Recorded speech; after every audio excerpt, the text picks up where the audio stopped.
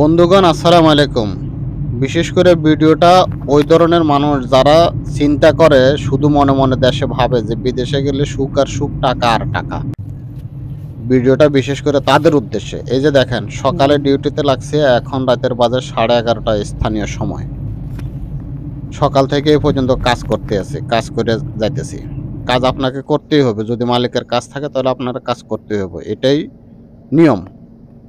তো আমার বলার উদ্দেশ্য যে ভাইয়েরা মনে করেন না বিদেশে শুধু শান্তি আর শান্তি, বরং যে টাকা পয়সা খরচ করে আপনি বিদেশে আসবেন, বিদেশে আসতে চান, ওই টাকা পয়সা খরচ করে দেশে সেটেল হন, দেশে যে কোনো ব্যবসা বাণিজ্য ছোটোখাটো হোক করেন, তাতে কোনো লজ্জার নাই, শরমের কিছু নাই। যে টাকা খরচ করে আপনি বিদেশে আসবেন, সেই টাকা এখানে বিদেশে তুলতে আপনার যে কোনো রকমের কাজ আপনারা করতে হইব। যদি আপনি উচ্চশিক্ষিত বা হাতের কাজ না জানা থাকে, তাহলে যে কোনো কাজ আপনার করতে হইব। সুতরাং আপনারা দেশে থেকে যদি এই টাকা দিয়ে ব্যবসা বাণিজ্য বা যে কোনো কিছু করে যদি চলেন, চালাইতে পারেন, তাহলে এটা বিদেশে আসার সাথে শত গুণ ভালো, আমি মনে করি উত্তম। আল্লাহ হাফেজ, আসসালামু আলাইকুম।